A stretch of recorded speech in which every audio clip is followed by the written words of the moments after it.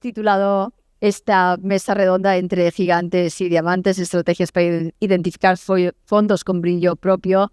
Los gigantes los tenemos aquí, ya nos lo han presentado. Yo, a los que me conocéis, sabéis que aunque me ponga tacones, no voy a estar a la altura de ellos. Son casas que son líderes en el mercado aquí en España. Creo que no es necesario presentarles, pero sí me gustaría de manera muy rápida que presentáis vuestro estilo de selección y dónde ponéis, cuál es vuestro principal objetivo. Empezamos con Sebas. Gracias, Ana. Yo lo calificaría en 2 palabras como flexible y dinámico, ¿no? Precisamente por la necesidad que tenemos como entidad más pequeña, porque aquí los gigantes están a mi derecha, como Ambank, pues flexible y dinámico. Rápidamente adaptarnos a la necesidad del cliente y el banquero y a la gente, que es prácticamente la esencia del crecimiento de la banca privada en Ambank. Muy bien. ¿Y tú, Borja?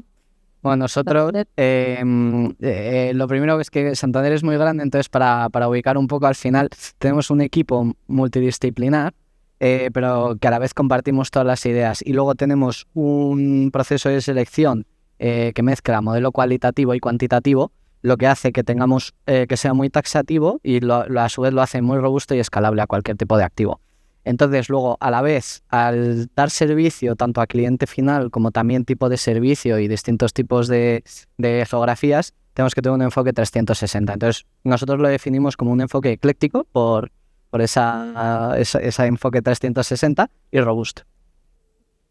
Y finalmente, Elena, en Caixa. Pues en Caixa yo diría que nuestra selección se caracteriza por el doble rol que tenemos como gestores y selectores. Pertenecemos al equipo de inversiones, gestionamos una gama de 15 fondos de fondos, además de elaborar esas listas recomendadas para clientes internos y externos, ¿no? Entonces yo creo que ahí hay muchas sinergias, alineación de interés, intentamos siempre estar por delante del mercado y también he coincidido con Sebas que yo diría que nuestro estilo de selección es muy ágil y dinámico. Perfecto. Estamos viendo que hay una multiplicidad de productos que están llegando al mercado, más productos, más gestoras, más complejidad, nuevos tipos de instrumentos, innovación. La mesa redonda anterior nos ha dado un par de pistas. Han hablado de saturación, de productos iguales, de productos que están de moda, como pudieran ser las temáticas de cripto, una innovación continua y necesidad de mayor granularidad en las listas. Obviamente esto está teniendo un impacto en la manera de seleccionar productos y en los equipos mismos. Entonces, ¿cómo habéis visto vosotros la evolución de todos estos factores exógenos en la manera que seleccionáis productos en Caixa? A mí siempre me gusta contar que el equipo de selección de fondos se creó en CaixaBank Asset Management en el año 2001, y en ese momento se contrataron a 2 matemáticos con la idea de crear una herramienta puramente cuantitativa, ¿no? Pero eso, en estos más de 20 años nos hemos aprendido, nos hemos equivocado, hemos probado cosas y diría que eso, actualmente somos un equipo de 15 profesionales y el peso de la parte cualitativa es muy grande, pero también porque somos muchos y podemos profundizar, ¿no? en las estrategias y los vehículos. Pero es que además quiero destacar que en el equipo de riesgos de CAM tenemos a 5 profesionales dedicados también al análisis de riesgos de fondos y ETFs de terceros, ¿no? Como segunda línea de defensa. O sea que estamos hablando de más de 20 personas en la entidad, en la gestora, haciendo due diligence. Y yo creo que esto es reflejo de la importancia que ha adquirido los productos de terceros en nuestra gestora. No solo seleccionar, sino darle seguimiento también. También, claro. Y en cuanto a listas, no sé, es que cada vez las listas son más grandes, cada vez hay más producto, nos permite eso, pues ofrecer más granularidad y por un lado ofrecer producto cada vez más complejo y por otro la gestión pasiva que, como se decía en el panel anterior, ya es parte core de muchas de las carteras, ¿no? Y para gestionar esta complejidad, Sebastián, ¿qué tipo de selectores? ¿Qué perfiles, ¿no? ¿Dónde ponéis el foco? ¿Qué tipo de profesionales estáis atrayendo a vuestro equipo? Y una pregunta que también me interesa mucho sería, ¿traéis nuevos talentos o formáis el talento? ¿Cómo gestionáis esto? Pues muy buena pregunta, sí. De hecho, yo creo que intentamos las dos cosas. Somos una casa pequeña y los recursos son escasos, con lo cual, pues obviamente estamos obligados en desarrollar el talento. A mí personalmente si me permitís la expresión, a estas horas ya me excita, ¿no? Ese componente de desarrollar el talento, porque es muy cercano y yo creo que de casas pequeñas es más sencillo probablemente de casas grandes, y es de donde yo provengo, ¿no? Con lo cual me gusta ese componente. Sí que hemos incrementado el equipo más bien rotado el equipo en un par de personas, y como digo siempre, tiene que tener un poco la gorra técnica muy bien desarrollada, pues porque toda la formación, en nuestro caso somos 5 personas y somos multi-asset, multi-strategy, no tenemos una capacidad de especialización dentro de la entidad, precisamente porque damos servicio de muchas estrategias, muchos fondos, prácticamente ya 300 o cerca de 300 gestoras, con lo cual la oferta que te puede venir, tanto gestión activa, gestión pasiva, híbridos o cuasi activa, como acabamos de escuchar en el panel anterior, no es infinita, pero es muy grande, ¿no? O sea, hay más fondos que acciones, Así que, con lo cual te puede venir muchos. Volviendo al equipo, tiene que venir con la gorra técnica. Yo les digo, la experiencia es un grado, o sea, tiene que tener los componentes de pasión por los mercados, un alto grado de conocimiento de los activos financieros, dedicación y un poco, de alguna manera, que tengan ese gen de selector, que digo yo, porque básicamente tienes que tener como que muchas cosas, muchas características cualitativas, y no hay una carrera que te prepare para eso, ¿no? Ni un máster específico que te prepare para eso, con lo cual tienen que venir sabidos.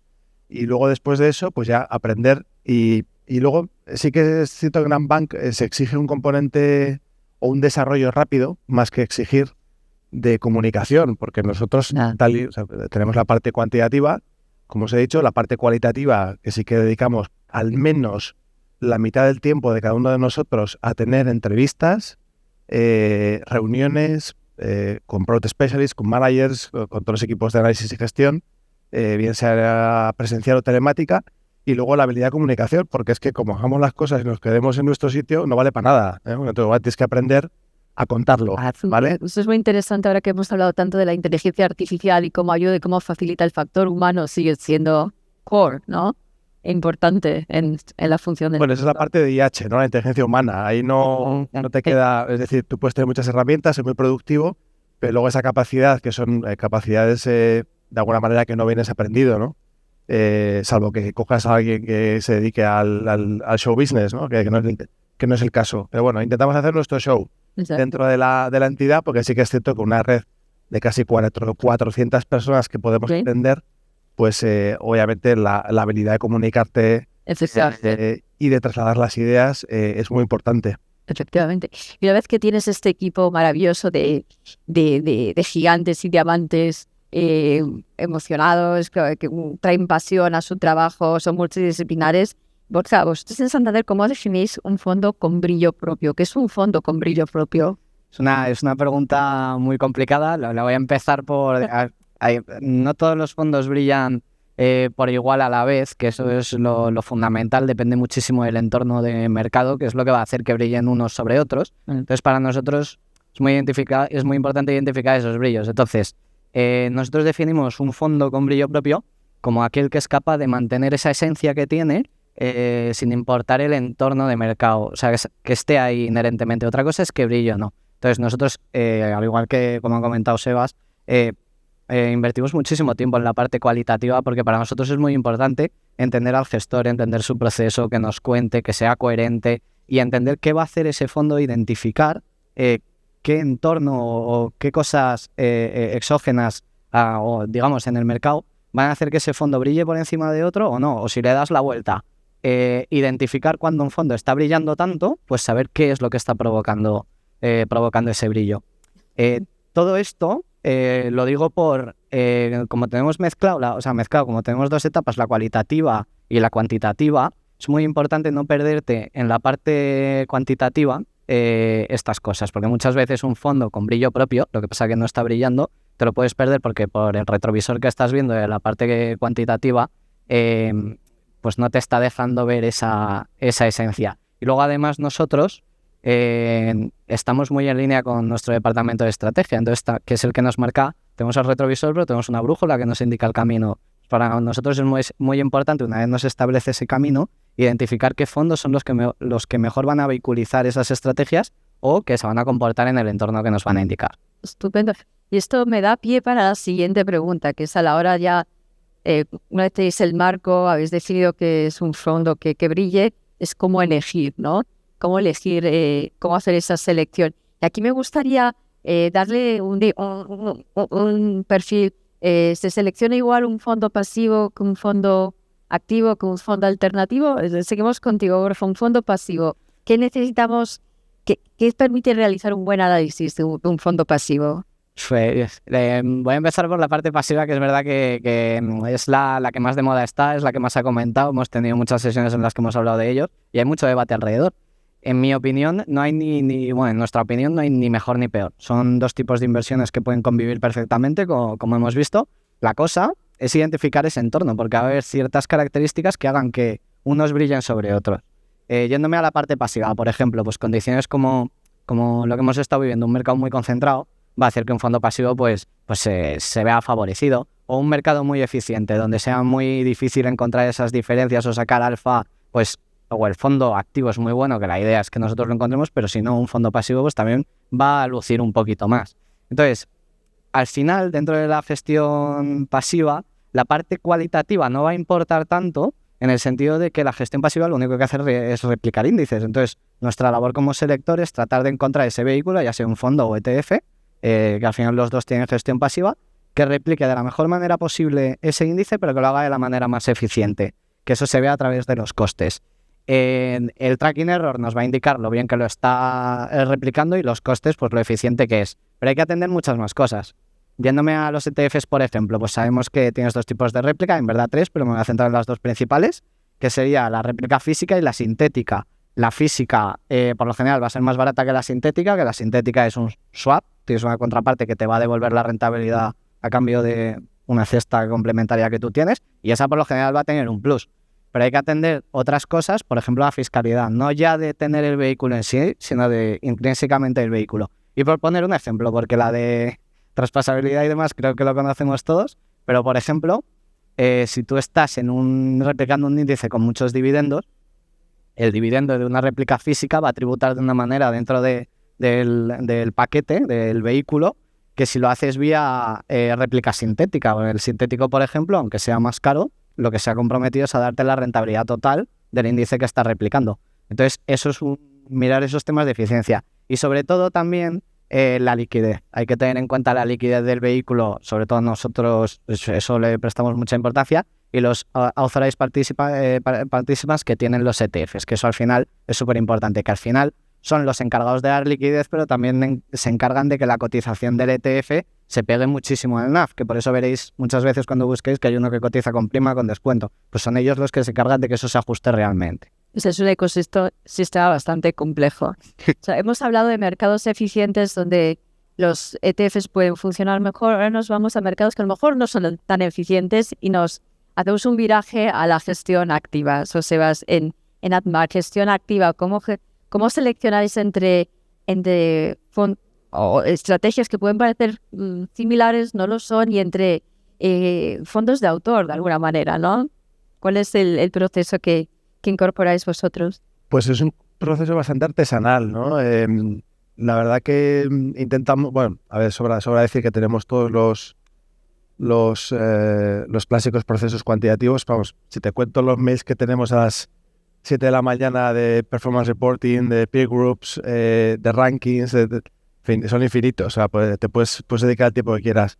Pero sí que es un marco de actuación. O sea, no hay que tomárselo al dedillo. Tengo que estar leyendo datos como Matrix cada mañana, ¿no? No es necesario. Simplemente es un marco de actuación.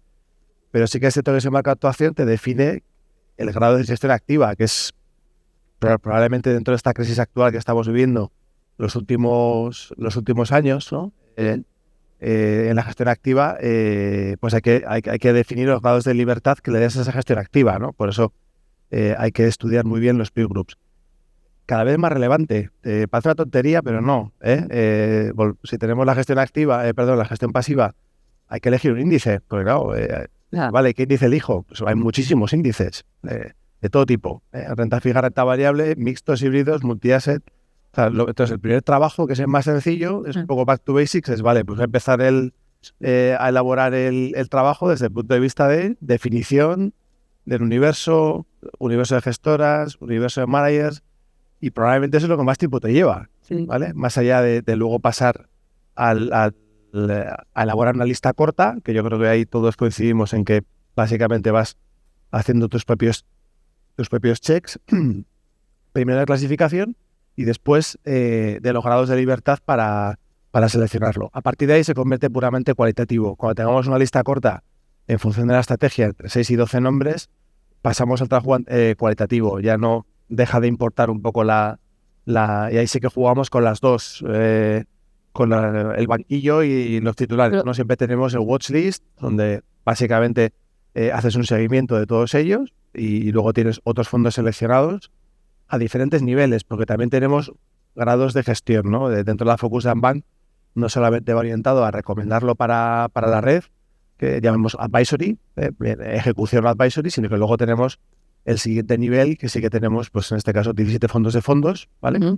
De los cuales 12 son de gestión activa de la casa, 5 son advised, y claro, ahí es otro mundo, ¿no? Porque realmente sí que haces un poco la coinversión, entre comillas, donde dices que invierto, yo meto dinero de clientes de la entidad, ¿vale? Ese sería el último nivel de gestión activa que combinamos, ¿vale? De manera conjunta con la gestión pasiva. Entonces, es un poco artesanal, depende de la categoría, ¿vale? Pero fundamentalmente sí que te diría que hay un proceso muy importante cada vez más de filtrar, ¿vale? De filtrar y realmente analizar cuantitativamente cuál es la estrategia que estás invirtiendo y para posteriormente en el shortlist dedicarle mucho tiempo de manera cualitativa, ¿no? Sí que yo a ver, tampoco es ni inventar la rueda. Desde el COVID nos encontramos con un poco sesgos de opinión desde el punto de vista de estrategias, con lo cual lo que intento es que al menos 3 miembros del equipo, que somos 5, hablen con el gestor, ¿vale? Okay. Que pasa tontería, pero en el fondo quizás cuanto más tiempo dedicas, más ojos ven.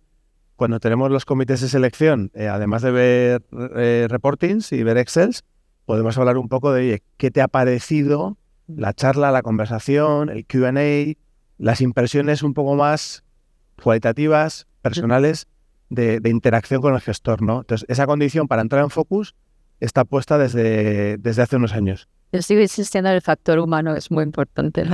Complementario. Complementario. Correcto. O sea, realmente no va a ser sustitutivo, por lo menos de momento. Bien.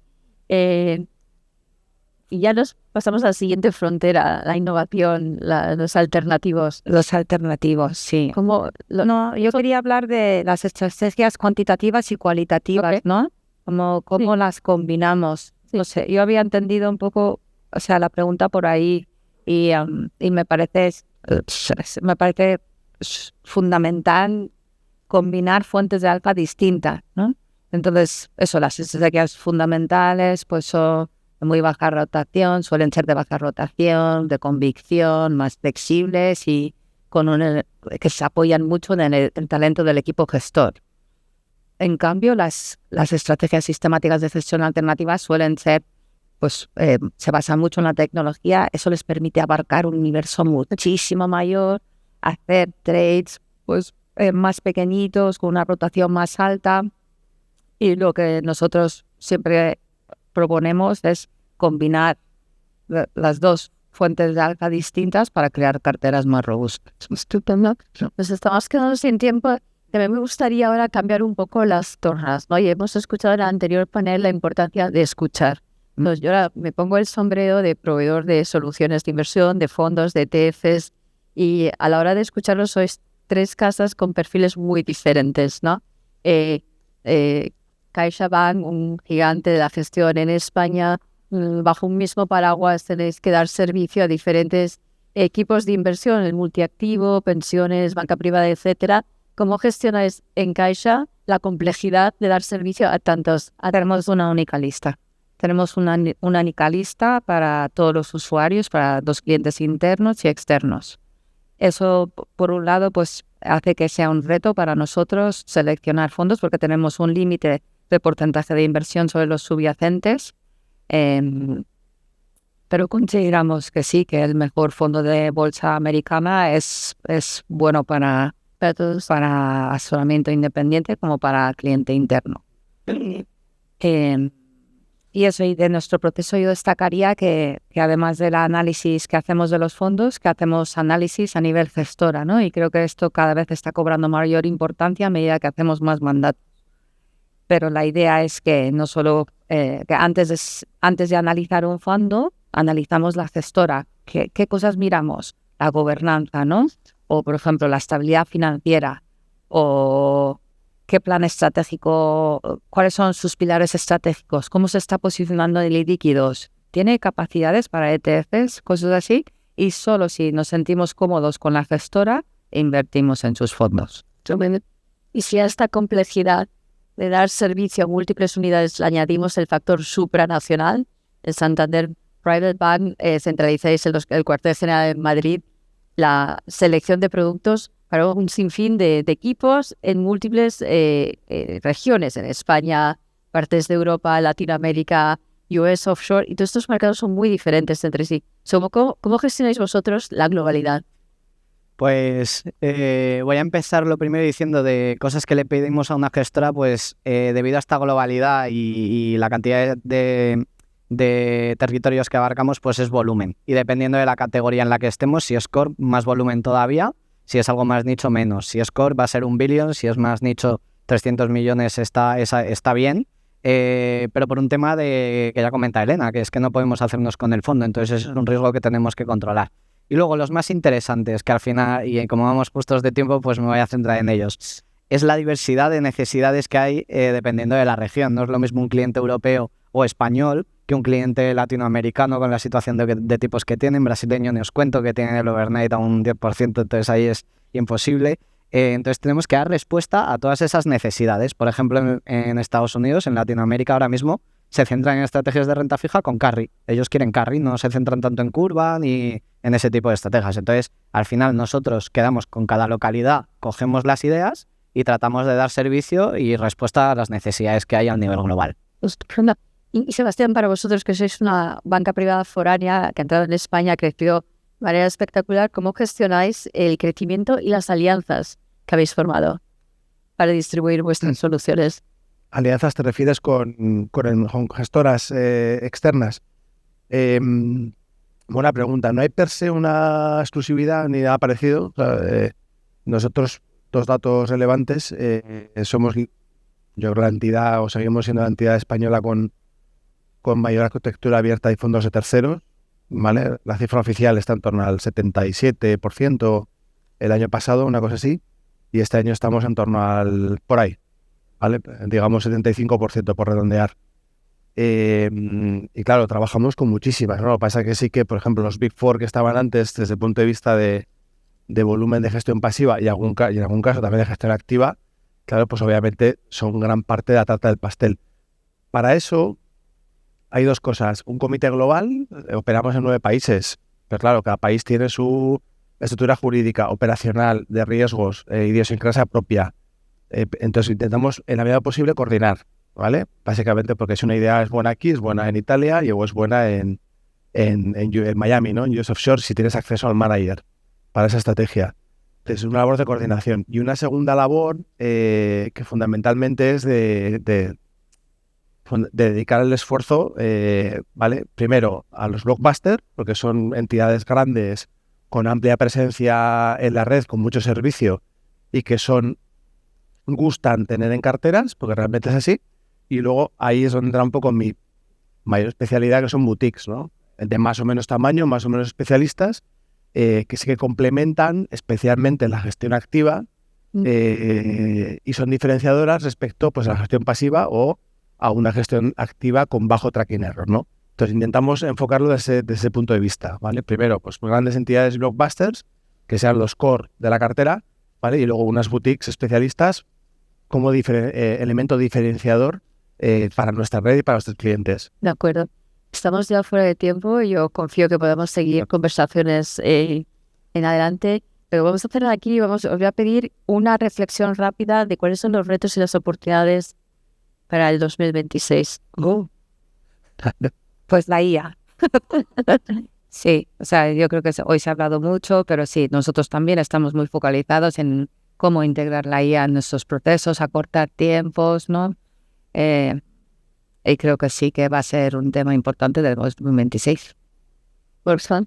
Nosotros vemos como... Son cosas que se han comentado, pero es verdad que el universo está creciendo, pero a la vez tenemos la IA que nos ayuda a acotar este universo. Y coincido con Elena, el mayor reto que tenemos es la IA, pero sobre todo formación. O sea, estamos ante una tecnología incipiente que va a seguir evolucionando y al final es una herramienta nuestra, es nuestro copilot. El pilot seguimos siendo nosotros, entonces es súper importante que sepamos utilizarla, hablar con ella, porque al final es una inteligencia que no tiene consciencia, o sea, una herramienta que no tiene consciencia, con lo cual nosotros tenemos que saber utilizarla.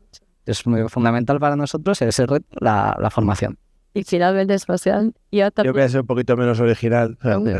Vamos, retos para el 2026, pues me estoy acordando de lo que pasó hace 4 años. Si recordáis, estamos ahora en noviembre del 25, noviembre del 21, con lo cual el gran reto es la exigencia de valoraciones de la renta variable, ¿vale? Con lo cual, por lo menos para mí el gran reto es encontrar algo de refugio en gestión activa que te proteja de esos riesgos, ¿vale? De las altas valoraciones, haciendo un poco la analogía con hace 4 años.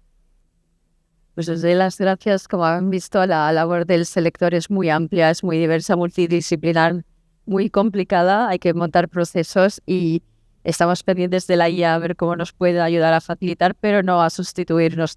Ellos son los pilotos. Les doy las gracias también a todos ustedes y quiero también dar las gracias a Mind por esta tercera edición del Congreso con tanto éxito. Me da la sensación que el año que viene vamos a hablar un montón de la IA en el Congreso. Muchas gracias a todos y nos vemos ahora en la parte lúdica del evento. Muchas gracias. Gracias.